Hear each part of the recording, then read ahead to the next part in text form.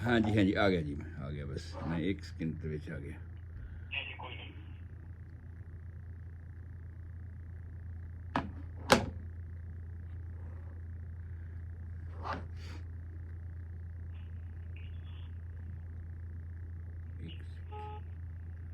Doctor साहब नाल जो हाँ जी हाँ जी, मैं नाल ही हाँ जी, बिल्कुल बस शुरू होने लगा। कोई मसला नहीं जी। हाँ ਦੋਸਤੋ जी ਸਾਡੇ ਨਾਲ ਬਹੁਤ ਮਹਾਨ ਸ਼ਖਸੀਅਤ ਡਾਕਟਰ ਗੁਰਦੀਪ ਸਿੰਘ ਸੰਧੂ ਕੈਲੀਫੋਰਨੀਆ ਤੋਂ ਜੁੜ ਗਏ ਨੇ। ਉਹ ਇੱਕ ਬਹੁਤ ਵਧੀਆ ਜਾਣਕਾਰੀਆਂ ਜਿਹੜੀਆਂ ਲਗਾਤਾਰ ਅਸੀਂ ਉਹ ਸਾਡੇ ਨਾਲ 7 days ਵੀਕ ਆਪਣਾ ਟਾਈਮ ਕੱਢ ਕੇ ਔਰ ਅੱਧਾ ਘੰਟਾ ਰੋਜ਼ ਸਾਡੇ ਪ੍ਰੋਗਰਾਮ ਦੇ ਨਾਲ ਹਾਜ਼ਰ ਹੁੰਦੇ ਆ। ਉਹਨਾਂ ਦਾ ਬਹੁਤ ਬਹੁਤ ਧੰਨਵਾਦ ਵੀ ਹੈ ਔਰ ਸ਼ੁਕਰੀਆ ਵੀ ਹੈ ਤਾਂ ਕਿ ਇਹੋ ਜਿਹੀਆਂ ਜਾਣਕਾਰੀਆਂ ਜਿਹੜੀਆਂ ਉਹ ਦਿੰਦੇ ਆ ਅਸੀਂ ਸੁਣੀਆਂ ਨਹੀਂ ਕਦੀ ਕਿਸੇ ਕੋਲੋਂ। ਖੁੱਲ੍ਹ ਕੇ ਬੋਲਣਾ ਅੱਜ ਕੱਲ੍ਹ ਲੋਕ ਇੰਨੀ ਖੁੱਲ੍ਹ ਕੇ ਗੱਲ ਨਹੀਂ ਕਰਦੇ। ਸੰਧੂ ਸਾਹਿਬ ਉਹਨਾਂ ਨੇ ਬਹੁਤ ਸਟੱਡੀ ਕੀਤੀ ਆ, ਬਹੁਤ ਯੂਨੀਵਰਸਿਟੀਆਂ 'ਚ ਪੜ੍ਹਾਇਆ, ਆਪ ਇਹ ਹੋਮੋਪੈਥਿਕ ਨੂੰ ਚਾਲੂ ਕੀਤਾ ਤੇ ਪ੍ਰੈਕਟਿਸ ਕਰ ਰਹੇ ਕੈਲੀਫੋਰਨੀਆ ਵਿੱਚ। ਮੇਰੇ ਨਾਲ ਹਾਜ਼ਰ ਨੇ ਸੰਧੂ ਸਾਹਿਬ। ਆਓ ਜੀ। हाँ जी, सरदार दर्शन सिंह जी, ਸਾਰੇ ਹੀ ਸਰੋਤਿਆਂ ਨੂੰ, ਤੁਹਾਨੂੰ, ਤੁਹਾਡੇ ਪ੍ਰੋਗਰਾਮ ਸੰਚਾਲਕਾਂ ਨੂੰ, ਸਾਰਿਆਂ ਨੂੰ ਬਹੁਤ ਬਹੁਤ ਪਿਆਰ ਨਾਲ ਸਤਿ ਸ੍ਰੀ ਅਕਾਲ। ਮੈਂ ਗੁਰਦੀਪ ਸਿੰਘ ਸੰਧੂ, ਤੁਹਾਡਾ ਹੋਮਿਓਪੈਥਿਕ ਕੰਸਲਟੈਂਟ ਡਬਲਨ ਤੋਂ ਤੁਹਾਡੇ ਨਾਲ ਹਾਜ਼ਰ ਹਾਂ। ਮੇਰਾ ਫ਼ੋਨ ਨੰਬਰ 4086871899 ਹੈ। ਸੋ ਆਓ ਅੱਜ ਦਾ ਪ੍ਰੋਗਰਾਮ ਆਪਾਂ ਸ਼ੁਰੂ ਕਰਦੇ ਹਾਂ। ਅਸੀਂ ਜੀਵਨ ਤੋਂ ਜੀਵਨ ਦੀ ਉਤਪਤੀ ਦੀ ਵਿਆਖਿਆ ਕਰ ਰਹੇ ਹਾਂ, ਤੇ ਜੀਵਨ ਤੋਂ ਜੀਵਨ ਦੀ ਉਤਪਤੀ ਦੀ ਵਿਆਖਿਆ ਕਰਦਿਆਂ ਹੋਇਆਂ ਅਸੀਂ ਮਰਦ ਪਾਰਟ ਜਿਹੜਾ ਸੀ ਉਹਦਾ ਉਹ ਸਾਰਾ ਡਿਸਕਸ ਕੀਤਾ ਸੀ ਕਿ ਮਰਦ ਆਪਣੀ ਹੋਣੀ ਤੱਕ ਅੱਗੇ ਪਹੁੰਚ ਗਿਆ ਔਰ ਅੱਗੇ ਪਹੁੰਚ ਕੇ ਉਹ ਜਾ ਕੇ ਉਸ ਤੋਂ ਵੇਟ ਕਰ ਰਿਹਾ, ਇੰਤਜ਼ਾਰ ਕਰ ਰਿਹਾ। ਤੇ ਅਸੀਂ ਹੁਣ ਦੂਸਰੇ ਪਾਸੇ ਪਹੁੰਚੇ ਸੀ ਕਿ ਫੀਮੇਲ ਪਾਰਟ ਜਿਹੜਾ ਹੈ ਸੀ ਉਹ ਪਾਠਕਾਂ ਨਾਲ, ਆਪਣੇ ਸਰੋਤਿਆਂ ਦੇ ਨਾਲ ਵਿਚਾਰਿਆ ਜਾਵੇ। ਤੇ ਉਹ ਜਿਹੜਾ ਫੀਮੇਲ ਪੋਰਸ਼ਨ ਸੀ ਉਹਦੇ ਵਿੱਚ ਵੀ ਅਸੀਂ ਕੱਲ੍ਹ ਤਕਰੀਬਨ ਉਹਦੇ ਜਣਨ ਅੰਗਾਂ ਬਾਰੇ ਥੋੜ੍ਹੀ ਬਹੁਤ ਵਿਆਖਿਆ ਕੀਤੀ ਸੀ। ਮੈਂ ਥੋੜ੍ਹੇ ਲਫ਼ਜ਼ਾਂ ਦੇ ਵਿੱਚ ਉਸ ਨੂੰ ਫਿਰ ਦੁਹਰਾ ਦਿਆਂ ਕਿ ਬਾਹਰ ਦੇ ਜਣਨ ਅੰਗਾਂ ਨੂੰ ਵਲਵਾ ਕਹਿੰਦੇ ਆ, ਤੇ ਵਲਵਾ ਦੇ ਵਿੱਚ ਸਭ ਤੋਂ ਪਹਿਲਾਂ ਜੋ ਸਾਹਮਣੇ ਦਿਖਾਈ ਦਿੰਦਾ ਹੈ, ਜਿੱਥੇ ਅਸੀਂ ਬੈਲਟ ਬੰਨ੍ਹਨੇ ਆ ਉਸ ਥਾਂ ਤੇ ਨਾਲਾ ਬੰਨ੍ਹਣ ਵਾਲੀ ਜਗ੍ਹਾ ਦੇ ਉੱਪਰ ਜਿਹੜਾ ਉੱਚਾ ਜਿਹਾ ਫੈਟ ਦਾ ਤਹਿ ਹੁੰਦੀ ਹੈ ਉਸ ਨੂੰ ਮੌਸ ਪਿਊਬਸ ਕਹਿੰਦੇ ਨੇ, ਔਰ ਲੇਬੀਆ ਮੈਜ਼ੋਰਾ ਉਸ ਤੋਂ ਬਾਅਦ ਦੋਨਾਂ ਸਾਈਡਾਂ ਦੇ ਵੱਡੇ ਬੁੱਲਾਂ ਦਾ ਨਾਂ ਹੈ। ਉਸ ਦੇ ਅੰਦਰ ਪਿੰਕ ਕਲਰ ਦੇ 2 ਛੋਟੇ ਬੁੱਲ ਨੇ, ਉਹਨਾਂ ਨੂੰ ਲੇਬੀਆ ਮਾਈਨੋਰਾ ਕਹਿੰਦੇ ਆ। ਇਹਨਾਂ ਦੇ ਹੇਠਾਂ ਵਾਲੇ ਪਾਸੇ ਜੁੜਨ ਵਾਲੀ ਜਗ੍ਹਾ ਦੇ ਉੱਪਰ ਔਰ ਟੱਟੀ ਵਾਲੇ ਰਸਤੇ ਦੇ ਵਿਚਕਾਰ ਇੱਕ ਏਰੀਆ ਹੈਗਾ ਜਿਸ ਨੂੰ ਅਸੀਂ ਪ੍ਰੀਨੀਅਮ ਕਹਿੰਦੇ ਹਾਂ, ਔਰ ਇਹਦੇ ਬਾਰੇ ਵੀ ਅਸੀਂ ਕੱਲ੍ਹ ਵਿਆਖਿਆ ਕੀਤੀ ਸੀ। ਉਸ ਤੋਂ ਬਾਅਦ ਅਸੀਂ ਗੱਲ ਕਰੀ ਸੀ ਕਿ ਉੱਪਰ ਮੌਸ ਪਿਊਬਸ ਤੋਂ ਹੇਠਾਂ ਜਿੱਥੇ ਵੱਡੇ ਬੁੱਲ ਜੁੜੇ ਸੀਗੇ ਉਹਨਾਂ ਦੇ ਬਿਲਕੁਲ ਹੇਠਲੇ ਪਾਸੇ ਇੱਕ ਮੌਕੇ ਦੀ ਵਾਂਗ ਇੱਕ ਜਗ੍ਹਾ ਹੈਗੀ ਹੈ, ਇੱਕ ਮੌਕੇ ਦੇ ਵਾਂਗ ਉੱਭਰਿਆ ਹੋਇਆ ਥਾਂ ਹੈ ਜਿਹਨੂੰ ਅਸੀਂ ਕਲਾਈਟੋਰਸ ਕਹਿੰਦੇ ਹਾਂ। ਔਰ ਕਲਾਈਟੋਰਸ ਬਾਰੇ ਵੀ ਅਸੀਂ ਜਾਣਕਾਰੀ ਦਿੱਤੀ ਸੀ ਕਿ ਇਸ counterpart of the penis of male. ਆਦਮੀਆਂ ਦੇ ਵਿੱਚ ਜਿਵੇਂ ਇੰਦਰੀ ਹੈ ਉਸੇ ਤਰ੍ਹਾਂ ਹੀ ਇਹ ਔਰਤਾਂ ਦੇ ਵਿੱਚ ਉਸੇ ਤਰ੍ਹਾਂ ਦਾ ਰੋਲ ਨਿਭਾਉਂਦਾ ਹੈ, ਸਟੀਮੂਲੇਸ਼ਨ ਦਾ ਕਰਦਾ ਹੈਗਾ। ਔਰ ਇਹਦਾ ਸਾਈਜ਼ ਜਿਹੜਾ ਬੇਸ਼ੱਕ ਛੋਟਾ ਹੈਗਾ, 1 ਤੋਂ ਲੈ ਕੇ 1.5 ਸੈਂਟੀਮੀਟਰ ਤੱਕ ਅਸੀਂ ਆਮ ਤੌਰ 'ਤੇ ਉਹਦੀ ਲੈਂਥ ਸਮਝਦੇ ਹਾਂ, ਪਰ ਕੁਝ ਹਾਲਾਤਾਂ ਵਿੱਚ ਇਹ ਵੱਡਾ ਵੀ ਹੋ ਸਕਦਾ ਹੈ, ਇਰੈਕਸ਼ਨ ਦੇ ਤੌਰ 'ਤੇ ਜ਼ਿਆਦਾ ਵੱਡਾ ਵੀ ਹੋ ਸਕਦਾ ਹੈ। ਕਲਾਈਟੋਰਸ ਦੇ ਹੇਠੋਂ ਅਸੀਂ ਬਾਅਦ 'ਚ ਗੱਲ ਕੀਤੀ ਸੀ ਕਿ ਯੂਰੇਥਰਾ ਹੁੰਦੀ, ਪਿਸ਼ਾਬ ਵਾਲੀ ਨਾਲੀ ਹੁੰਦੀ ਹੈ। ਔਰ ਇਹ ਵੀ ਅਸੀਂ ਦੱਸਿਆ ਸੀ ਕਿ ਆਦਮੀਆਂ ਦੀ ਜਿਹੜੀ ਪਿਸ਼ਾਬ ਵਾਲੀ ਨਾਲੀ ਹੈ ਉਹ ਵੱਖਰੀ ਹੁੰਦੀ ਹੈ, ਯੂਰੇਥਰਾ ਵੱਖਰੀ ਹੁੰਦੀ ਹੈ। ਯੂਰੇਥਰਾ ਤੇ ਸੀਮਨ ਇਕੱਠਾ ਹੁੰਦਾ ਹੈ, ਜਦੋਂ ਕਿ ਔਰਤਾਂ ਦੇ ਵਿੱਚ ਇਹ ਵੱਖਰਾ ਵੱਖਰਾ ਸਿਸਟਮ ਹੈਗਾ ਹੈ। ਔਰਤਾਂ ਦੇ ਵਿੱਚ ਯੂਰੇਥਰਾ ਵੱਖਰੀ ਹੈ ਔਰ ਉਹਦੇ ਜਣਨ ਅੰਗ ਬਾਕੀ ਜਿਹੜੇ ਸੈਕਸ਼ੂਅਲ ਪਾਰਟਸ ਨੇ ਉਹ ਦੂਸਰੇ ਵੱਖਰੇ ਹੁੰਦੇ ਨੇ। ਉਸ ਤੋਂ ਬਾਅਦ ਅਸੀਂ ਵਜਾਈਨਾ ਦੀ ਗੱਲ ਕੀਤੀ ਸੀ, ਜਿਹੜਾ ਅੰਦਰ ਸੈਕਸ਼ੂਅਲ ਪਾਰਟ ਹੈਗਾ ਉਹਦੇ ਓਪਨਿੰਗ ਦੇ ਉੱਪਰ ਇੱਕ ਮਾਸ ਲੱਗਿਆ ਹੋਇਆ, ਇੱਕ ਪਰਦਾ ਲੱਗਿਆ ਹੋਇਆ, ਢੱਕਿਆ ਹੋਇਆ, ਉਸ ਨੂੰ ਅਸੀਂ ਹਾਈਮਨ ਕਿਹਾ ਸੀਗਾ। ਔਰ ਉਸ ਹਾਈਮਨ ਦੀ ਤਰਤੀਬ ਵੀ ਅਸੀਂ ਸਾਰਿਆਂ ਨੂੰ ਦੱਸ ਦਿੱਤੀ ਸੀਗੀ। ਔਰ ਬਹੁਤ ਸਾਰੇ ਭਰਮ ਭੁਲੇਖੇ ਜਿਹੜੇ ਪਾਏ ਜਾ ਰਹੇ ਸੀ, ਜਾਂ ਹੋਰ ਅੱਜ ਕੱਲ੍ਹ ਦੀ ਮਾਡਰਨ ਟੈਕਨੋਲੋਜੀ ਦੇ ਨਾਲ ਕਿਸ ਤਰ੍ਹਾਂ ਉਹਨਾਂ ਭਰਮ ਭੁਲੇਖਿਆਂ ਨੂੰ ਕਈ ਵਾਰ ਕਵਰ ਕੀਤਾ ਜਾਂਦਾ ਹੈਗਾ, ਉਹੋ ਜਿਹੀਆਂ ਸਰਜਰੀਆਂ, ਉਹੋ ਜਿਹਾ ਸਭ ਕੁਝ ਹੋ ਰਿਹਾ, ਉਹ ਸਾਰਾ ਅਸੀਂ ਦੁਬਾਰਾ ਨਾ ਦੁਹਰਾਈਏ, ਉਸ ਨੂੰ ਅਸੀਂ ਦੱਸ ਚੁੱਕੇ ਹਾਂ ਸਾਰਿਆਂ ਦੇ ਨਾਲ ਹੀ। ਉਸ ਤੋਂ ਬਾਅਦ ਅਸੀਂ ਗੱਲ ਕੀਤੀ ਸੀ ਕਿ ਫੀਮੇਲ ਜੈਨੀਟਲ ਆਰਗਨ ਜਿਹੜੇ ਨੇ, ਸੈਕਸ਼ੂਅਲ ਆਰਗਨਸ ਨੇ, ਉਹਨਾਂ ਦੇ ਵਿੱਚ ਗਿਲਟੀਆਂ ਹੁੰਦੀਆਂ ਨੇ, ਗਲੈਂਡਸ ਹੁੰਦੇ ਨੇ ਜਿਨ੍ਹਾਂ ਵਿੱਚੋਂ ਸਿਕਰੀਸ਼ਨ ਨਿਕਲਦਾ ਹੈਗਾ। ਔਰ ਉਹ 3 ਤਰ੍ਹਾਂ ਦੇ ਗਲੈਂਡਸ ਅਸੀਂ ਉਸ ਵੇਲੇ ਡਿਸਕਸ ਕੀਤੇ ਸੀ ਕੱਲ੍ਹ ਦੇ ਪ੍ਰੋਗਰਾਮ ਦੇ ਵਿੱਚ, ਇੱਕ ਬਰਥੋਲਿਨ ਗਲੈਂਡ, ਇੱਕ ਐਪੀਡਰਮਲ ਗਲੈਂਡਸ ਔਰ ਇੱਕ ਗਾਰਨਰਸ ਗਲੈਂਡ। ਬਰਥੋਲਿਨ ਗਲੈਂਡ ਬਿਲਕੁਲ ਅੰਦਰ ਇਸ ਸੁਰਾਖ ਦੇ ਬਿਲਕੁਲ 1 ਇੰਚ ਦੇ ਅੰਦਰ, ਇਸ ਹਾਈਮਨ ਦੇ ਬਿਲਕੁਲ ਨਾਲ ਰਾਈਟ ਸਾਈਡ ਤੇ ਲੈਫਟ ਸਾਈਡ ਤੇ 2 ਗਲੈਂਡ ਹੁੰਦੇ ਨੇ। ਉਹਨਾਂ ਨੂੰ ਬਾਰਥੋਲਿਨ ਗਲੈਂਡ ਕਹਿੰਦੇ ਨੇ, ਜਿਨ੍ਹਾਂ ਦਾ ਮਤਲਬ ਹੁੰਦਾ ਹੈ ਕਿ ਵੈਜਾਈਨਲ ਏਰੀਆ ਨੂੰ ਮੋਇਸ ਰੱਖਣਾ, ਗਿੱਲਾ ਰੱਖਣਾ, ਸੈਕਸ ਸਮੇਂ ਵੀ ਔਰ ਬੱਚੇ ਦੀ ਡਿਲੀਵਰੀ ਸਮੇਂ ਵੀ ਲੁਬਰੀਕੇਸ਼ਨ ਦਾ ਕੰਮ ਕਰਨਾ, ਤਾਂ ਕਿ ਲੁਬਰੀਕੇਸ਼ਨ ਹੁੰਦੀ ਰਹੇ, ਕਿਸੇ ਤਰ੍ਹਾਂ ਦੀ ਰਗੜ ਨਾਲ ਕੋਈ ਅੰਦਰੋਂ ਮਾਸਪੇਸ਼ੀਆਂ ਫਟਣ ਨਾ, ਇਹ ਇਹਨਾਂ ਦਾ ਕੰਮ ਹੁੰਦਾ ਹੈ। ਦੂਸਰੇ ਜਿਹੜੇ ਗਲੈਂਡ ਹੁੰਦੇ ਨੇ ਐਪੀਡਰਮਲ ਗਲੈਂਡ, ਜਿਨ੍ਹਾਂ ਨੂੰ ਅਸੀਂ ਕਿਹਾ ਸੀ, ਉਹ ਆਮ ਤੌਰ ਤੇ ਬਹੁਤ ਸਾਰੀਆਂ ਬੀਬੀਆਂ ਨੂੰ ਲਿੰਫ ਚੈਨਲਸ ਜ਼ਿਆਦਾ ਵੱਧ ਜਾਣ ਦੇ ਕਰਕੇ ਜਾਂ ਲਿੰਫ ਸਰੀਰ ਦੇ ਵਿੱਚ ਜ਼ਿਆਦਾ ਹੋ ਜਾਣ ਦੇ ਕਰਕੇ ਕਈ ਵਾਰ ਗਿਲਟੀਆਂ ਬਣਨੀਆਂ ਸ਼ੁਰੂ ਹੋ ਜਾਂਦੀਆਂ ਨੇ, ਉੱਪਰ ਜਨਨ ਅੰਗਾਂ ਦੇ ਉੱਪਰ ਵੀ, ਸਾਈਡਾਂ ਤੇ ਵੀ, ਉੱਪਰ ਵਾਲੇ ਪਾਸੇ ਵੀ ਫਿਲਸੀਆਂ ਦਾਣੇ ਜੇ ਹੁਣ ਨਿਕਲਣੇ ਸ਼ੁਰੂ ਹੋ ਜਾਂਦੇ ਨੇ, ਔਰ ਉਹ ਉਹਨਾਂ ਨੂੰ ਅਸੀਂ ਐਪੀਡਰਮਲ ਗਲੈਂਡ ਕਹਿੰਦੇ ਆ। ਕਈ ਵਾਰ ਤੇ ਉਹਨਾਂ ਦਾ ਟ੍ਰੀਟਮੈਂਟ ਕਰਨਾ ਪੈਂਦਾ ਤੇ ਕਈ ਵਾਰ ਸਾਡੇ ਆਪਣੇ ਪ੍ਰੀਕਾਸ਼ਨਸ ਦੇ ਨਾਲ ਹੀ ਉਹ ਠੀਕ ਹੋ ਜਾਂਦੇ ਨੇ। ਗਾਰਨਰਸ ਗਲੈਂਡ ਜਿਹੜੇ ਅਸੀਂ ਕਹ ਰਹੇ ਸੀ ਕਿ ਉਹ ਆਮ ਤੌਰ ਤੇ ਜਿੰਨਾ ਕੁ ਵੇਸਟ ਪ੍ਰੋਡਕਟ ਸਾਡਾ ਅੰਦਰ ਤਿਆਰ ਹੁੰਦਾ ਹੈ ਔਰਤ ਦੇ ਜਨਨ ਅੰਗਾਂ ਦੇ ਵਿੱਚ, ਉਸ ਦੇ ਨਿਕਾਸ ਵਾਸਤੇ ਔਰ ਜਾਂ ਉਸ ਨੂੰ ਸੰਭਾਲਣ ਵਾਸਤੇ ਇੱਕ ਸਾਡਾ ਵੱਖਰਾ ਪੈਟਰਨ ਹੈਗਾ ਆ।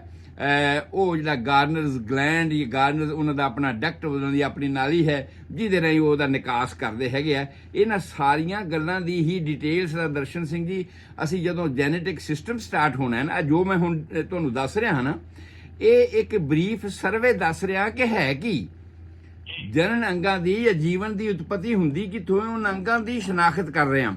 ਉਸ ਤੋਂ ਬਾਅਦ ਫਿਰ ਜਦੋਂ ਇਹਨਾਂ ਦੀਆਂ ਬਿਮਾਰੀਆਂ ਦੀ ਗੱਲ ਚੱਲੇਗੀ, ਉਹ ਬਹੁਤ ਵੱਡੀ ਡਿਟੇਲ ਹੈ, ਔਰ ਸਾਰੇ ਸਿਸਟਮਾਂ ਦੇ ਨਾਲ, ਕਿਉਂਕਿ ਇਸ ਸਰੀਰ ਦੇ ਵਿੱਚ 9 ਸਿਸਟਮ ਨੇ ਔਰ 9 ਹੀ ਸਿਸਟਮਾਂ ਦਾ ਹਵਾਲਾ ਅਸੀਂ ਸਾਰੇ ਪਾਠਕਾਂ, ਇਹ ਸਾਲੋ ਸਾਲ ਚੱਲਣ ਵਾਲੀਆਂ ਗੱਲਾਂ ਨੇ, ਮਤਲਬ ਇੱਕ ਦਿਨ ਦੀ ਗੱਲ ਨਹੀਂ ਹੈਗੀ ਕਿ ਕੁਝ ਮਹੀਨਿਆਂ ਬਾਅਦ ਇਹ ਪ੍ਰੋਗਰਾਮ ਖਤਮ ਹੋ ਜਾਣੇ ਨੇ। ਸਾਲੋ ਸਾਲ ਜਦ ਤੱਕ ਹੋ ਸਕਦਾ ਹੈ, ਵਾਹਿਗੁਰੂ ਕਰੇ ਵੀ ਸਾਡਾ ਸਹਿਯੋਗ ਰਹੇ, ਇਸ ਤਰ੍ਹਾਂ ਬਣਿਆ ਤੇ ਅਸੀਂ ਚੱਲਦੇ ਰਹੀਏ। ਮੈਂ ਜ਼ਿੰਦਗੀ ਜਦ ਤੱਕ ਮੇਰੀ ਹੈਗੀ, ਮੈਂ ਬੋਲ ਸਕਦਾ, ਮੈਂ ਬੋਲਦਾ ਰਹਾਂਗਾ, ਔਰ ਮੈਂ ਇਹ ਸਾਰੀਆਂ ਗੱਲਾਂ ਜਿਹੜੀਆਂ ਸਾਰੇ 9 ਸਿਸਟਮਾਂ ਦੀਆਂ ਹੀ ਸਾਰੇ ਪਾਠਕਾਂ ਨੂੰ, ਸਾਰੇ ਸੁਣਨ ਵਾਲੇ ਨੂੰ ਦੱਸਦਾ ਰਹਾਂਗਾ।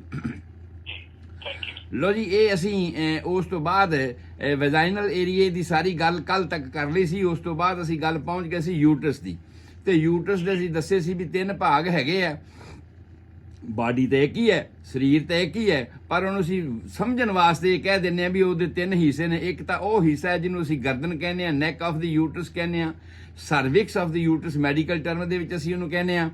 ਉਹ ਜਿਹੜੀ ਵਜਾਈਨਾ ਦੇ ਅੰਦਰ ਖੁੱਲਦੀ ਹੈ ਉੱਪਰ ਵਾਲੇ ਪਾਸਿਓਂ, ਜਿਵੇਂ ਕਿਸੇ ਘਰ ਦੇ ਵਿੱਚ ਮੁੱਗ ਹੁੰਦਾ ਆ, ਛੱਤਾਂ ਦੇ ਵਿੱਚ ਆਮ ਤੌਰ ਤੇ ਮੁੱਗ ਰੱਖੇ ਹੁੰਦੇ ਸੀਗੇ, ਔਰ ਉਸ ਤੋਂ ਉੱਪਰ ਵਾਲਾ ਜਿਹੜਾ ਹਿੱਸਾ ਹੈ, ਜਿਹੜਾ ਜ਼ਿਆਦਾ ਚੌੜਾ, ਜ਼ਿਆਦਾ ਫੈਲਿਆ ਹੋਇਆ, ਇਹਦਾ ਮੈਜਰਮੈਂਟ ਅਸੀਂ ਕੱਲ ਦੱਸਿਆ ਸੀ ਕਿ 8 ਸੈਂਟੀਮੀਟਰ, 5 ਸੈਂਟੀਮੀਟਰ ਤੇ 4 ਸੈਂਟੀਮੀਟਰ। 8 ਸੈਂਟੀਮੀਟਰ ਦੀ ਟੋਟਲ ਲੰਬਾਈ ਹੁੰਦੀ ਹੈ, 5 ਸੈਂਟੀਮੀਟਰ ਦੀ ਚੌੜਾਈ ਹੁੰਦੀ ਹੈ, ਔਰ 4 ਸੈਂਟੀਮੀਟਰ ਦੀ ਥਿਕਨੈਸ ਹੁੰਦੀ ਹੈ। ਇਹਦਾ ਮੈਜਰਮੈਂਟ ਸੀ। ਪਰ ਇਹਦੇ ਅੰਦਰ ਇੱਕ ਸਲੇਟਿਕ ਬਿਸਕ ਨੈਰੋ ਕੈਨਾਲ ਹੁੰਦੀ ਹੈ, ਜਿਹਦੇ ਰਾਹੀਂ ਸਪਰਮ ਜਿਹੜੇ ਨੇ ਉਹ ਵਜਾਈਨਾ ਤੋਂ ਆ ਕੇ ਉੱਪਰ ਨੂੰ ਜਾਂਦੇ ਆ। ਇੱਕ ਗੱਲ ਮੈਂ ਹੋਰ ਦੱਸ ਦਿਆਂ ਕਿ ਯੂਟਰਾਈਨ ਸਫਲ ਜਦੋਂ ਹੀ ਹਾਰਮੋਨਸ ਬਣਨੇ ਸ਼ੁਰੂ ਹੁੰਦੇ ਆ, ਆਦਮੀ ਹੋਵੇ ਜਾਂ ਔਰਤ ਹੋਵੇ, ਉਹਨਾਂ ਦੋਹਾਂ ਦੇ ਵਿੱਚ ਹੀ ਇੱਕ ਮੂਵਮੈਂਟ ਸਟਾਰਟ ਹੁੰਦੀ ਹੈ। ਅਗਰ ਕੋਈ ਵੀ ਆਦਮੀ ਦੇਖਣਾ ਚਾਹਵੇ ਤਾਂ ਉਹ ਆਪਣੀ ਮੂਵਮੈਂਟ ਵੇਖ ਸਕਦਾ ਕਿ ਟੈਸਟਸ ਦੇ ਵਿੱਚ ਵੀ ਲਗਾਤਾਰ ਇੱਕ ਮੂਵਮੈਂਟ ਚੱਲ ਰਹੀ ਹੈ, ਉਹ ਮੂਵ ਕਰ ਰਹੇ ਨੇ, ਸੁੰਗੜ ਰਹੇ ਨੇ, ਫੈਲ ਰਹੇ ਨੇ, ਸੁੰਗੜ ਰਹੇ ਨੇ, ਫੈਲ ਰਹੇ ਨੇ, ਭਾਵੇਂ ਇੱਕ ਮੂਵਮੈਂਟ ਚੱਲ ਰਹੀ ਹੈ। ਇਸੇ ਤਰ੍ਹਾਂ ਹੀ ਔਰਤਾਂ ਦੀ ਬੱਚੇਦਾਨੀ ਦੇ ਵਿੱਚ ਵੀ ਇੱਕ ਰੈਗੂਲਰ ਮੂਵਮੈਂਟ ਸ਼ੁਰੂ ਹੋ ਜਾਂਦੀ ਹੈ, ਜਿਹਨੂੰ ਅਸੀਂ ਯੂਟਰਾਈਨ ਸਫਲ ਕਹਿੰਦੇ ਹਾਂ। ਉਹ ਯੂਟਰਾਈਨ ਸਫਲ ਹਮੇਸ਼ਾ ਜਦੋਂ ਵੀ ਲੜਕੀ ਕੋਈ ਜਵਾਨ ਹੁੰਦੀ ਹੈ, ਹਾਰਮੋਨਸ ਬਣਨੇ ਸ਼ੁਰੂ ਹੁੰਦੇ ਨੇ ਤੇ ਉਸੇ ਵੇਲੇ ਹੀ ਉਹ ਮੂਵਮੈਂਟ ਸਟਾਰਟ ਹੋ ਜਾਂਦੀ ਹੈ। ਇਹਨੂੰ ਤੁਸੀਂ ਸੈਕਸ਼ਨ ਦਾ ਪ੍ਰੋਸੈਸ ਕਹਿ ਸਕਦੇ ਹੋ। ਕੁਦਰਤ ਨੇ ਕੋਈ ਵੀ ਚੀਜ਼ ਜਿਹੜੀ ਹੈ ਗਲਤ ਨਹੀਂ ਬਣਾਈ, ਉਹਨੇ ਹਰ ਚੀਜ਼ ਦੀ ਕੋਈ ਨਾ ਕੋਈ ਲੋੜ ਰੱਖੀ ਹੈ, ਤਾਂ ਹੀ ਉਹਨੂੰ ਬਣਾਇਆ ਹੈ।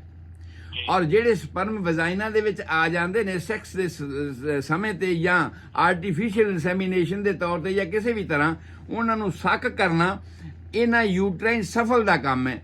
ਤੁਸੀਂ ਕਿਸੇ ਪਕਾਨੇ ਨੂੰ, ਪਿਚਕਾਰੀ ਨੂੰ ਕਿਸੇ ਲਿਕੁਇਡ ਦੇ ਵਿੱਚ ਪਾਓ ਤੇ ਉਹਨੂੰ ਕਦੀ ਖੋਲ ਦਿਓ, ਕਦੀ ਬੰਦ ਕਰੋ, ਤਾਂ ਆਟੋਮੈਟਿਕਲੀ ਪਿਚਕਾਰੀ ਦਾਰੂ ਪਾਉਣ ਵਾਲੀ ਵੀ ਤੁਸੀਂ ਵੇਖਦੇ ਹੋ ਜੀ, ਅੱਖਾਂ 'ਚ ਦਾਰੂ ਪਾਉਣੇ ਅਸੀਂ, ਉਹਦੇ ਮੁਤਾਬਕ ਹੀ ਉਹ ਸੱਕ ਕਰਦੀ ਹੈ ਤੇ ਫਿਰ ਉਸ ਤੋਂ ਬਾਅਦ ਅਸੀਂ ਪ੍ਰੈਸ ਕਰਦੇ ਹਾਂ ਤਾਂ ਬਾਹਰ ਨਿਕਲ ਜਾਂਦੀ ਹੈ। ਲਾਈਕ ਦੈਟ ਇਸ ਤਰ੍ਹਾਂ ਦੀ ਮੂਵਮੈਂਟ ਹੈ ਜਿਹਦਾ ਨਾਂ ਯੂਟਰਾਈਨ ਸਫਲ ਹੈ, ਜਿਹਦੇ ਕਰਕੇ ਇਹ ਸਪਰਮ ਜਿਹੜੇ ਨੇ ਉੱਪਰ ਬੱਚੇਦਾਨੀ ਦੇ ਵਿੱਚ ਸੱਕ ਕਰ ਲੈ ਜਾਂਦੇ ਨੇ। ਔਰ ਉਸ ਤੋਂ ਬਾਅਦ ਇਹ 2 ਭਾਗਾਂ ਵਿੱਚ ਅੱਗੇ ਜਾ ਕੇ ਵੰਡੇ ਜਾਂਦੇ ਨੇ, ਔਰ 2 ਭਾਗਾਂ 'ਚ ਫੈਲੋਪੀਨ ਟਿਊਬਸ ਲੱਗੀਆਂ ਹੋਈਆਂ ਨੇ, ਬਿਲਕੁਲ ਇਸ ਸੁਰਾਖ ਦੇ ਨਾਲ ਹੀ ਸਾਂਝੀਆਂ, ਜਿਵੇਂ 2 ਬ੍ਰਾਂਚਾਂ ਕਿਸੇ ਨਹਿਰ ਦੀਆਂ ਹੋ ਜਾਣ, ਔਰ ਇਹ ਆਪਣੇ ਡੈਸਟੀਨੇਸ਼ਨ ਨੂੰ ਉੱਥੇ ਪਹੁੰਚਦੇ ਹੈਗੇ ਆ। ਉਸ ਤੋਂ ਬਾਅਦ ਅਸੀਂ ਗੱਲ ਕਰਨੀ ਸੀ ਫੀਮੇਲ ਸੈਕਸ ਦੇ ਵਿੱਚ ਹੀ ਓਵਰੀ ਦੀ।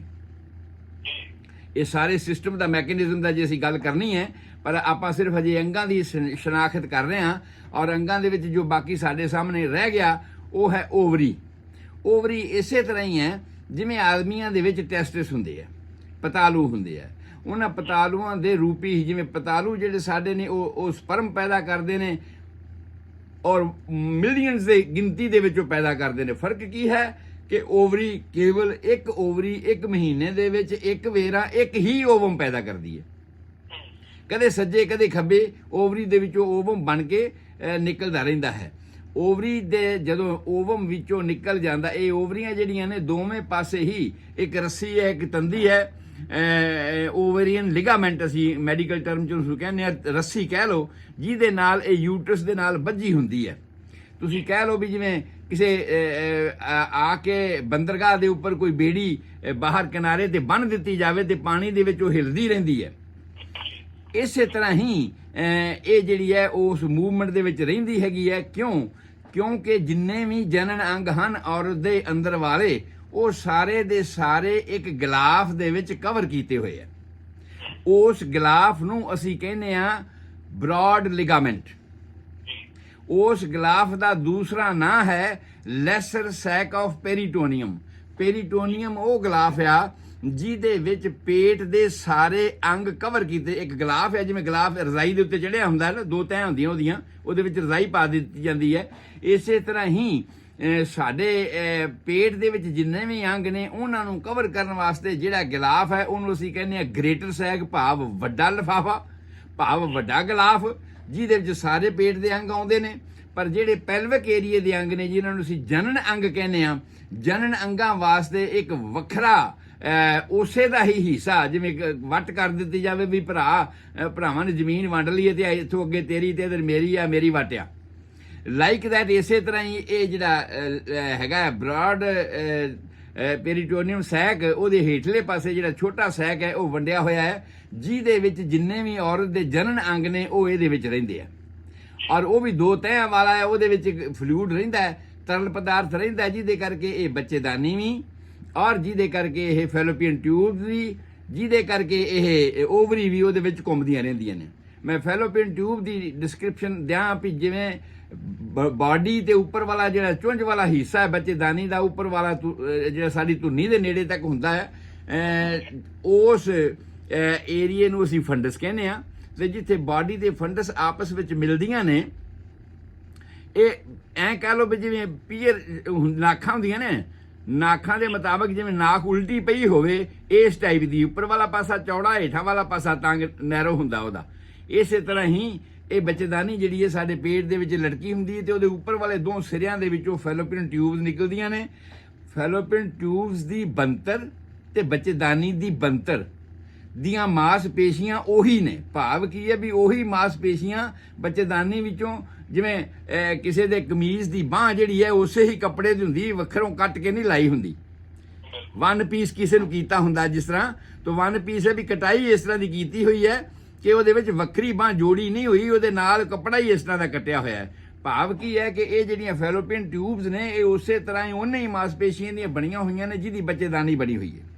ਸੋ ਬੱਚੇਦਾਨੀ ਦੀ ਮਾਸਪੇਸ਼ੀਆਂ ਦੇ ਤੌਰ ਤੇ ਅਸੀਂ ਇਹ ਕਹਿ ਰਹੇ ਹਾਂ ਕਿ ਇਹਦੇ 3 ਲੇਅਰ ਨੇ। ਇੱਕ ਅੰਦਰ ਵਾਲਾ ਲੇਅਰ ਜਿਹਦੇ ਵਿੱਚ ਇਹ ਸਪਰਮ ਜਿਹੜੇ ਨੇ ਘੁੰਮ ਕੇ ਤੇ ਉੱਪਰ ਜਾਂਦੇ ਆ, ਔਰ ਇੱਕ ਉਸ ਨੂੰ ਕਹਿੰਦੇ ਆ ਇੰਡੋਮੈਟਰੀਅਮ। ਦੂਸਰਾ ਉਸ ਤੋਂ ਉੱਪਰ ਵਾਲਾ ਲੇਅਰ ਜਿਹਨੂੰ ਅਸੀਂ ਮਸਕੂਲਰ ਲੇਅਰ ਕਹਿੰਦੇ ਆ, ਜਿਹੜਾ ਜ਼ਿਆਦਾ ਮੋਟਾ ਹੁੰਦਾ ਤੇ ਜ਼ਿਆਦਾ ਉਹਦੇ 'ਚ ਖੂਨ ਆ ਸਕਦਾ ਹੈ ਤੇ ਜ਼ਿਆਦਾ ਫਲੈਬੀ ਹੁੰਦਾ ਆ, ਉਹਨੂੰ ਅਸੀਂ ਕਹਿੰਦੇ ਆ ਮਾਇਓਮੈਟਰੀਅਮ। ਔਰ ਉਸ ਤੋਂ ਉੱਪਰ ਇੱਕ ਪਤਲਾ ਲੇਅਰ ਹੁੰਦਾ ਹੈ, ਉਸ ਨੂੰ ਅਸੀਂ ਕਹਿੰਦੇ ਆ ਪੈਰੀਮੇਟਰੀਅਮ, ਤੇ ਉਹ ਇਸੇ ਬ੍ਰੌਡ ਲਿਗਾਮੈਂਟ ਦਾ ਉੱਤੇ ਚਿੰਬੜਿਆ ਹੁੰਦਾ ਆ, ਔਰ ਉਹਦੇ ਵਿੱਚ ਹੀ ਬੱਚੇਦਾਨੀ ਵੀ ਤੇ ਫੈਲੋਪੀਅਨ ਟਿਊਬ ਵੀ ਤਰਦੀਆਂ ਰਹਿੰਦੀਆਂ ਨੇ। ਹੁਣ ਆਈ ਗੱਲ ਫੈਲੋਪੀਅਨ ਟਿਊਬ ਦੀ, ਤੇ ਫੈਲੋਪੀਅਨ ਟਿਊਬਸ ਜਿਹੜੀਆਂ ਨੇ 10 ਤੋਂ 12 ਇੰਚ ਤੱਕ ਨਾਰਮਲ ਇਹਨਾਂ ਦੀ ਲੈਂਥ ਹੁੰਦੀ ਆ, ਔਰ ਇਹ ਇਸ ਕਰਕੇ ਹੀ ਰੱਖੀ ਗਈ ਹੈ। ਇਹਦੀ ਵੱਧ ਲੈਂਥ ਦਾ ਵੀ ਨੁਕਸਾਨ ਆ ਔਰ ਘੱਟ ਲੈਂਥ ਦਾ ਵੀ ਨੁਕਸਾਨ ਆ। ਇਹ ਆਪਾਂ ਅੱਜ ਦੇ ਲੈਕਚਰ ਵਿੱਚ ਹੀ ਸ਼ਾਇਦ ਗੱਲ ਆ ਜਾਣੀ ਹੈ ਜੇ ਅਸੀਂ ਸਮਾਪਤ ਕਰ ਲਿਆ ਉਦੋਂ ਤੱਕ, ਤਾਂ ਬਈ ਇਹਦੀ ਵੱਧ ਲੈਂਥ ਦਾ ਵੀ ਨੁਕਸਾਨ ਤੇ ਘੱਟ ਲੈਂਥ ਦਾ ਵੀ ਨੁਕਸਾਨ ਹੈ।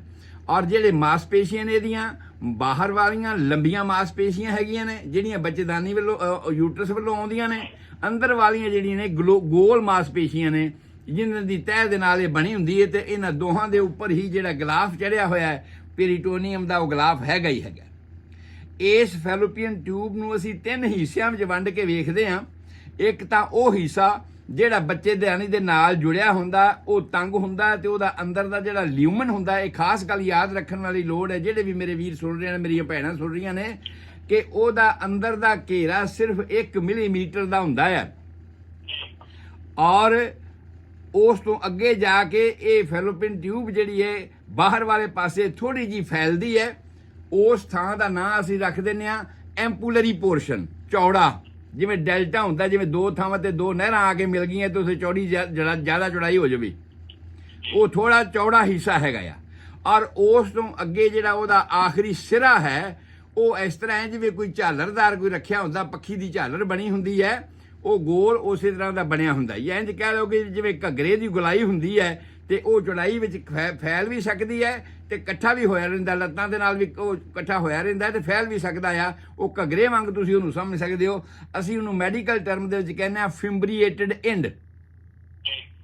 ਤੋ ਫੈਲੋਪੀਅਨ ਟਿਊਬ ਦੇ ਜਿਹੜੇ 3 ਹਿੱਸੇ ਨੇ, ਇਹਨਾਂ ਦੀ ਕਾਰਕਰਦਗੀ ਆਪਾਂ ਹੁਣ ਕਹਿ ਰਹੇ ਹਾਂ ਭਈ ਜਦੋਂ ਓਵਮ ਓਵਰੀ ਦੇ ਵਿੱਚੋਂ ਨਿਕਲਦਾ ਹੈ, ਜਿਹਦਾ ਇੱਕ ਫਿਕਸ ਟਾਈਮ ਹੈਗਾ ਆ 14 days before the next onset of menstruation, ਭਾਵ ਕਿ ਅਗਲਾ ਮਹੀਨਾ ਸ਼ੁਰੂ ਹੋਣ ਤੋਂ 14 ਦਿਨ ਪਹਿਲਾਂ, ਕਿਉਂਕਿ ਕਈ ਬੀਬੀਆਂ ਨੂੰ ਮੈਂਸਸ 28 ਦਿਨਾਂ 'ਚ ਨਾਰਮਲ ਤੌਰ ਤੇ ਆਉਂਦੇ ਨੇ, ਸਾਈਕਲ ਤੇ ਦਾ ਨਾਰਮਲ ਦਿਨ ਦਾ, ਇਹਨੂੰ ਅਸੀਂ ਲੂਨਰ ਸਾਈਕਲ ਕਹਿੰਦੇ ਹਾਂ, ਅਸੀਂ ਚੰਦਰਮਾ ਨਾਲ ਮੇਲ ਖਾਂਦਾ, ਕਿ ਚੰਦਰਮਾ ਦੇ ਵਿੱਚ 14 ਦਿਨਾਂ ਬਾਅਦ ਪੂਰਨਮਾਸ਼ੀ ਤੇ 14 ਦਿਨਾਂ ਬਾਅਦ ਮੱਸਿਆ ਆਉਂਦੀ ਹੈ।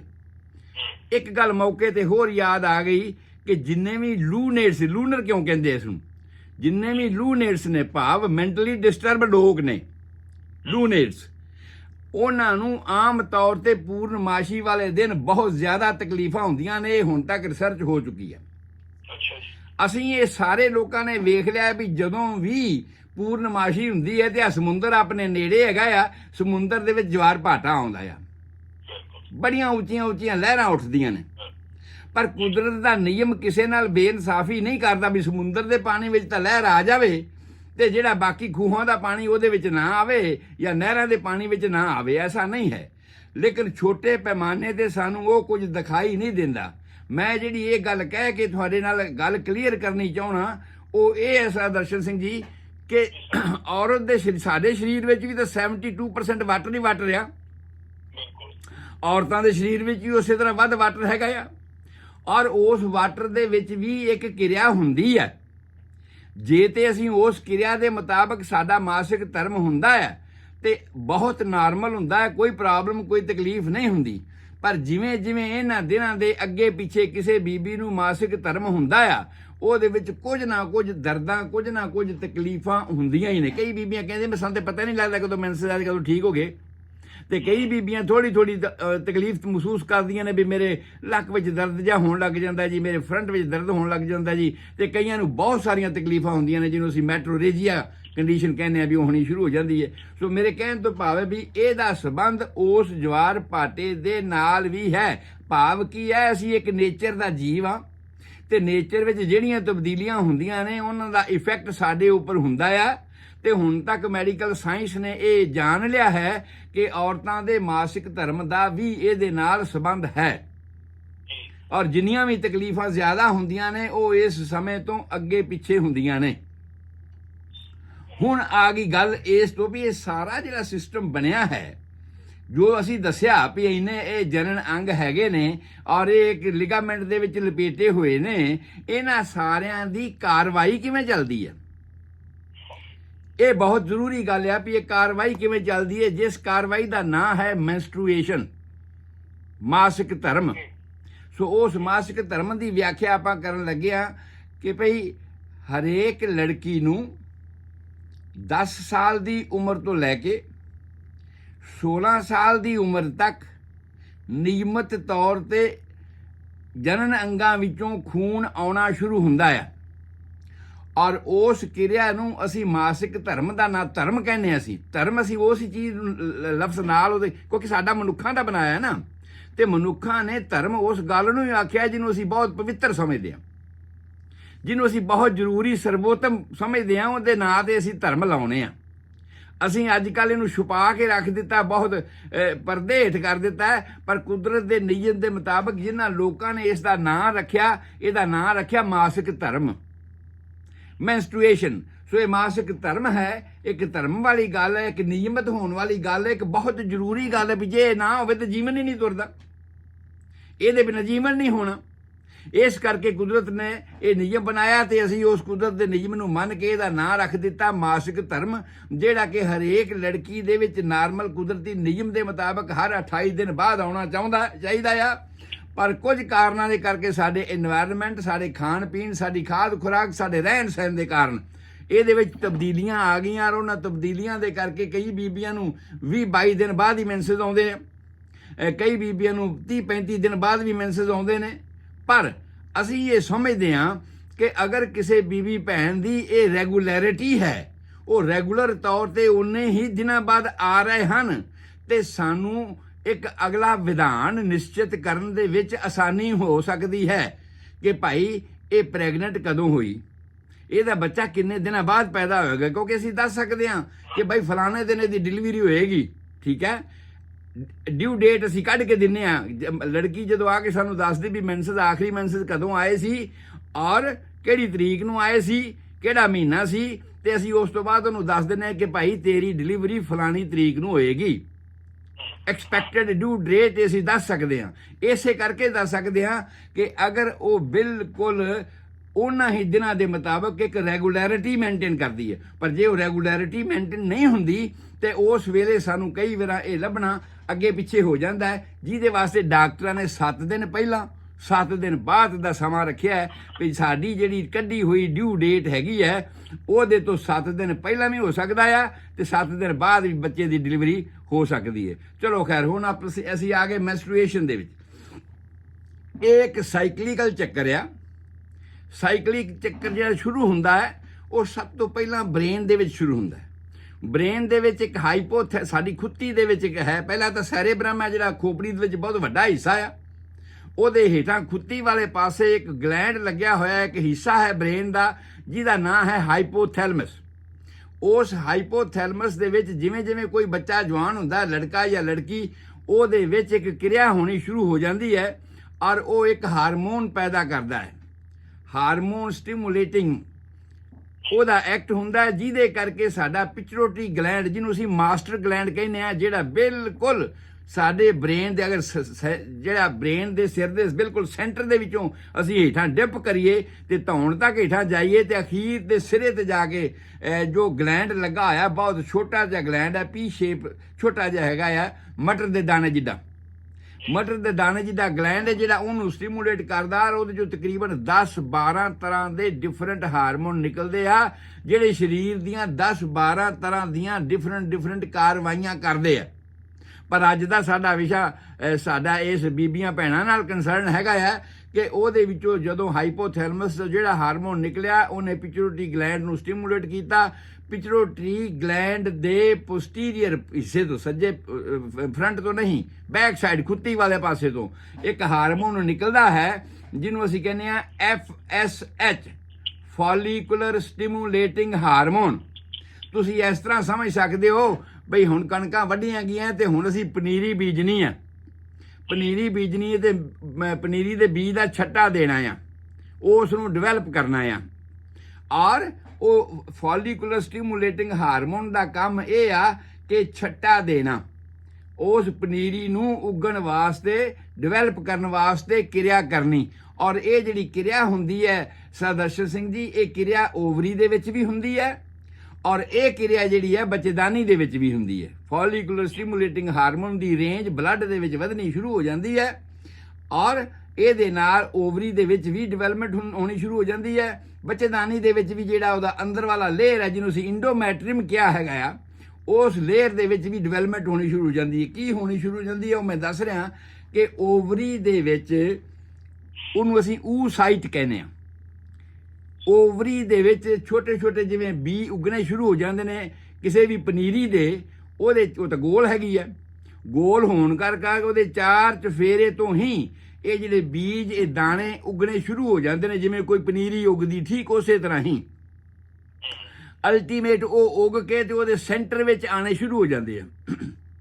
ਸੈਂਟਰ ਵਿੱਚ ਆ ਕੇ ਇੱਕ ਐਸੀ ਘਟਨਾ ਕੁਦਰਤੀ ਵਾਪਰਦੀ ਹੈ ਵੀ ਜਿਵੇਂ ਅਸੀਂ ਪਹਿਲਾਂ ਪਿੰਡਾਂ ਦੀਆਂ ਟੀਮਾਂ ਹੁੰਦੀਆਂ ਨੇ, ਉਹ ਖੇਡਦੀਆਂ ਨੇ, ਉਹਦੇ ਵਿੱਚ ਵਧੀਆ ਖਿਡਾਰੀ ਸਿਲੈਕਟ ਕਰਕੇ ਫਿਰ ਯੂਨੀਵਰਸਿਟੀ ਲੈਵਲ 'ਤੇ ਖੇਡਦੇ ਨੇ, ਫਿਰ ਅੱਗੇ ਉਹ ਅਸੀਂ ਉਸ ਨੂੰ ਵੱਡੀਆਂ ਗੇਮਾਂ ਵਾਸਤੇ ਲੈ ਜਾਂਦੇ ਹਾਂ, ਸਿਲੈਕਟ ਕਰਦੇ ਹਾਂ ਉਹਦੇ ਵਿੱਚੋਂ। ਠੀਕ ਉਸੇ ਤਰ੍ਹਾਂ ਹੀ ਇਹ ਜਿਹੜੇ ਸਾਈਟ ਸਾਰੇ ਕਿਨਾਰਿਆਂ ਤੋਂ ਇਕੱਠੇ ਹੋ ਕੇ ਸੈਂਟਰ ਵਿੱਚ ਆ ਗਏ, ਉਹਨਾਂ ਦੇ ਵਿੱਚੋਂ ਇੱਕ ਓਨਲੀ ਵਨ ਇੱਕ ਜਿਹੜਾ ਹੈਗਾ ਉਹਨੂੰ ਅਸੀਂ ਗ੍ਰੇਫੀਅਨ ਫੋਲੀਕਲ ਕਹਿੰਦੇ ਹਾਂ, ਭਾਵ ਵੱਡਾ ਮਾਸਟਰ। ਯਾਰ ਇਹ ਸਾਰੇ ਤੋਂ ਤਕੜਾ ਬੰਦਾ ਆ, ਇਹ ਬਹੁਤ ਵਧੀਆ ਪਲੇਅਰ ਹੈਗਾ ਕਿਸੇ ਚੀਜ਼ ਦਾ, ਇਸ ਨੂੰ ਸਾਰੇ ਸਪੋਰਟ ਕਰੋ। ਬਾਕੀ ਸਾਰੇ ਪਿੱਛੇ ਹਟ ਜਾਂਦੇ ਆ, ਬਾਕੀ ਸਾਰੇ ਪਿੱਛੇ ਹਟ ਜਾਂਦੇ ਆ, ਤੇ ਇਹ ਜਿਹੜਾ ਤਕੜਾ ਪਲੇਅਰ ਆ ਇਹਨੂੰ ਘੁਲਣ ਵਾਸਤੇ ਅਸੀਂ ਅੱਗੇ ਭੇਜਦੇ ਹਾਂ। ਇਸੇ ਤਰ੍ਹਾਂ ਹੀ ਉਹ ਜਿਹੜਾ ਗ੍ਰੇਫੀਅਨ ਫੋਲੀਕਲ ਹੈ, ਇੱਕ ਸਾਈਟ ਡਿਵੈਲਪ ਹੋ ਜਾਂਦਾ ਹੈ ਆਂਡੇ ਦੇ ਤੌਰ ਤੇ ਬਾਕੀ ਸਾਰੇ ਜਿੰਨੇ ਵੀ ਨੇ ਉਹ ਆਪਣਾ ਜਿਹੜਾ ਵੀ ਮੁਆਦ ਹੈ, ਤਿਲ ਫੁੱਲ, ਉਹ ਉੱਥੇ ਪਾ ਦਿੰਦੇ ਆ। ਉਹ ਗ੍ਰੇਫੀਅਨ ਫੋਲੀਕਲ ਦੀ ਸ਼ਕਲ ਇਹ ਹੋ ਜਾਂਦੀ ਹੈ ਜਿਵੇਂ ਕਿਸੇ ਸਮੁੰਦਰ 'ਚ ਦੂਰ ਬੇੜੀ ਖੜੀ ਹੋਵੇ ਔਰ ਚਾਰ 'ਚ ਫਿਰ ਉਹਦੇ ਪਾਣੀ ਹੈ, ਉਹ ਵਿਚਕਾਰ ਉਹ ਗ੍ਰੇਫੀਅਨ ਫੋਲੀਕਲ ਖੜਾ ਹੋ ਜਾਂਦਾ ਹੈ। ਜਦੋਂ ਉਹਦੀ ਸਥਿਤੀ ਇਹ ਹੁੰਦੀ ਹੈ, ਇਹ ਜਿਹੜੀ ਸਥਿਤੀ ਬਣਦੀ ਹੈ, ਬਣਦਿਆਂ 14 ਦਿਨ ਲੈਂਦੀ ਹੈ, ਨਾਰਮਲ ਕੁਦਰਤ ਦੇ ਰੇਂਜ ਦੇ ਮੁਤਾਬਕ 14 ਦਿਨ ਲੈਂਦੀ ਹੈ। ਜਦੋਂ ਇਹ ਇਸ ਕੰਡੀਸ਼ਨ 'ਚ ਹੋਣਾ ਸ਼ੁਰੂ ਹੋ ਜਾਂਦਾ ਹੈ ਵੀ ਹੁਣ ਇੱਕ ਗ੍ਰੇਫੀਅਨ ਫੋਲੀਕਲ ਬਣ ਗਿਆ ਭਾਈ, ਇੱਕ ਪਲੇਅਰ ਸਿਲੈਕਟ ਹੋ ਗਿਆ, ਉਸ ਵੇਲੇ ਇੱਕ ਹੋਰ ਨਵਾਂ ਹਾਰਮੋਨ ਪੈਦਾ ਹੋਣਾ ਸ਼ੁਰੂ ਹੋ ਜਾਂਦਾ ਪਿਚੁਇਟਰੀ ਗਲੈਂਡ ਦੇ ਵਿੱਚੋਂ ਹੀ ਜੀ।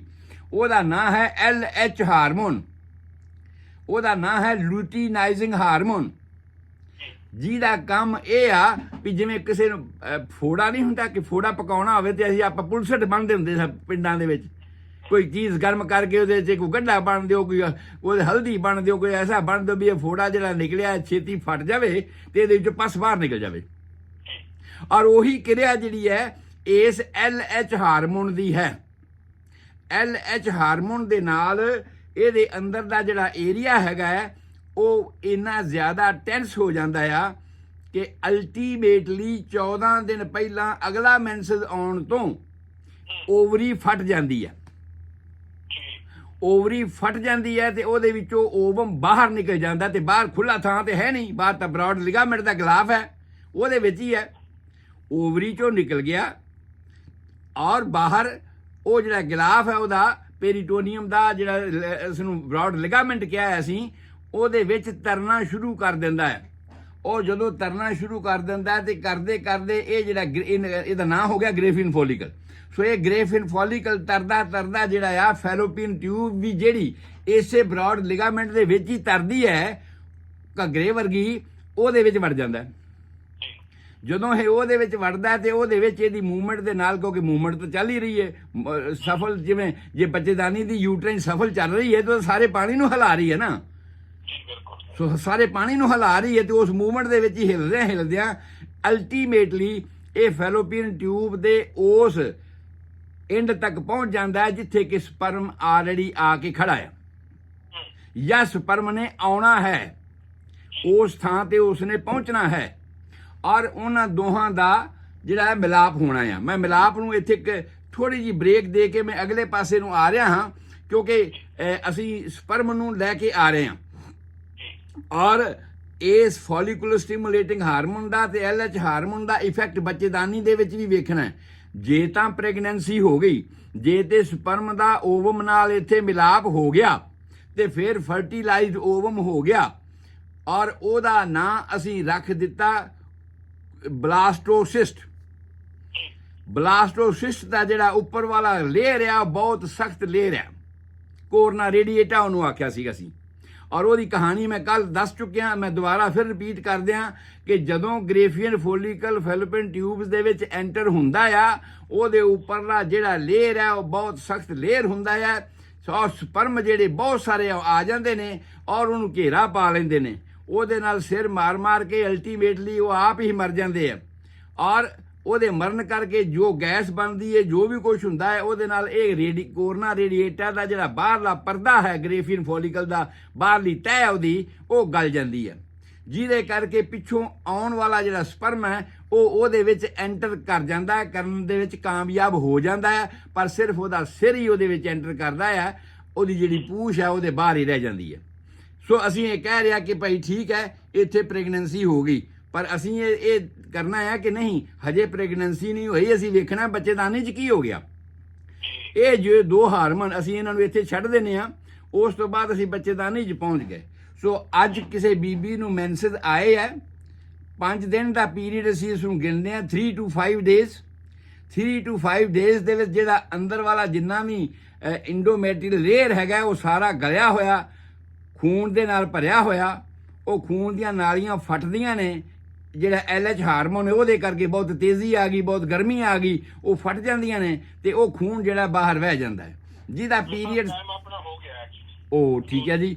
ਸੋ ਆਪਾਂ ਇਸ ਤੋਂ ਅੱਗੇ ਹੀ ਫਿਰ ਸ਼ੁਰੂ ਕਰਾਂਗੇ, ਕਿਉਂਕਿ ਇਹ ਬਹੁਤ ਜ਼ਰੂਰੀ ਗੱਲਾਂ ਨੇ ਜਿਹੜੀਆਂ ਹਰ ਮੇਰੀ ਭੈਣ ਬੀਬੀ ਵਾਸਤੇ ਜਾਣਨੀਆਂ ਬੜੀਆਂ ਜ਼ਰੂਰੀ ਨੇ ਕਿ ਇੱਥੇ ਕਿਰਿਆ ਕੀ ਹੁੰਦੀ ਹੈ, ਮਾਸਿਕ ਧਰਮ ਦੀ ਕੀ ਕਿਰਿਆ ਹੁੰਦੀ ਹੈ, ਤੇ ਫਿਰ ਜੇ ਪ੍ਰੈਗਨੈਂਸੀ ਹੋਵੇ ਤੇ ਕੀ ਕਿਰਿਆ ਹੁੰਦੀ ਹੈ। ਹੁਣ ਸਾਡੇ ਸਾਹਮਣੇ ਦੋ ਚੀਜ਼ਾਂ ਬਣ ਗਈਆਂ ਸਰ ਦਰਸ਼ਨ ਸਿੰਘ ਜੀ, ਇੱਕ ਤੇ ਪ੍ਰੈਗਨੈਂਸੀ ਹੋਈ ਤੇ ਫਿਰ ਕੀ ਹੋਇਆ, ਇੱਕ ਜੇ ਪ੍ਰੈਗਨੈਂਸੀ ਨਾ ਹੋਈ ਤੇ ਫਿਰ ਕੀ ਹੋਇਆ। ਸੋ ਇੱਥੋਂ ਹੀ ਅੱਗੇ ਅਸੀਂ ਫਿਰ ਸ਼ੁਰੂ ਕਰਾਂਗੇ। ਤੁਹਾਡੇ ਸੁਣਨ ਵਾਲਿਆਂ ਦਾ ਬਹੁਤ ਬਹੁਤ ਧੰਨਵਾਦ, ਕਿਉਂਕਿ ਮੇਰੇ ਕੋਲ ਮੇਰੇ ਦਿਮਾਗ ਦੇ ਵਿੱਚ ਇੰਨਾ ਕੁਝ ਭਰਿਆ ਹੁੰਦਾ, ਟਾਈਮ ਦਾ ਪਤਾ ਹੀ ਨਹੀਂ ਲੱਗਦਾ ਕਦ ਬੀਤ ਜਾਂਦਾ। ਸੋ ਸਾਡੇ ਨਾਲ ਡਾਕਟਰ ਸਾਹਿਬ ਗੁਰਵਿੰਦਰ ਕੌਰ ਭੈਣ ਸਾਡੀ ਵੀ ਸਤਿ ਸ੍ਰੀ ਅਕਾਲ, ਤੁਹਾਨੂੰ ਬੁਲਾ ਰਹੀ। ਸਤਿ ਸ੍ਰੀ ਅਕਾਲ। ਬਹੁਤ ਸਤਿ ਸ੍ਰੀ ਅਕਾਲ ਮੇਰੀ ਭੈਣ ਜੀ, ਸਤਿ ਸ੍ਰੀ ਅਕਾਲ। ਆਪਣੀਆਂ ਬੱਚੀਆਂ ਨੂੰ, ਆਪਣੀਆਂ ਭੈਣਾਂ ਨੂੰ, ਹੋਰਨਾਂ ਨੂੰ ਵੀ ਦੱਸੋ ਤਾਂ ਕਿ ਇਹ ਸਾਇੰਸ, ਇਹ ਗੱਲ ਜਿਹੜੀ ਉਹਨਾਂ ਦੇ ਅੰਦਰ ਵਾਪਰਦੀ ਪਰ ਉਹ ਨਹੀਂ ਜਾਣਦੀਆਂ, ਉਹ ਜਾਣ ਸਕਣ। ਤੁਸੀਂ ਵੀ ਦੱਸੋ ਤਾਂ ਕਿ ਤੁਹਾਡੀ ਆਉਣ ਵਾਲੀ ਜਨਰੇਸ਼ਨ ਵੀ ਜਾਣੂ ਹੋ ਸਕੇ ਇਹਨਾਂ ਗੱਲਾਂ ਤੋਂ। ਬਿਲਕੁਲ ਜੀ ਬਿਲਕੁਲ। ਹਾਂਜੀ ਰਾਮ ਸਿੰਘ ਫਲੋ ਮਿੱਟੀ ਸਾਹਿਬ ਵੀ ਸਤਿ ਸ੍ਰੀ ਅਕਾਲ ਬੁਲਾ ਰਹੇ ਆ, ਵਿੰਦਰ ਸਿੰਘ ਵੀ ਸਤਿ ਸ੍ਰੀ ਅਕਾਲ, ਰਾਮਗਿਰੀ ਸਾਹਿਬ ਇੱਥੇ ਸਨ ਫਰਾਂਸਿਸਕੋ ਤੋਂ ਬਹੁਤ ਧੰਨਵਾਦ ਉਹਨਾਂ ਦਾ, ਸਤਿ ਸ੍ਰੀ ਅਕਾਲ ਉਹਨਾਂ ਦਾ ਵੀ।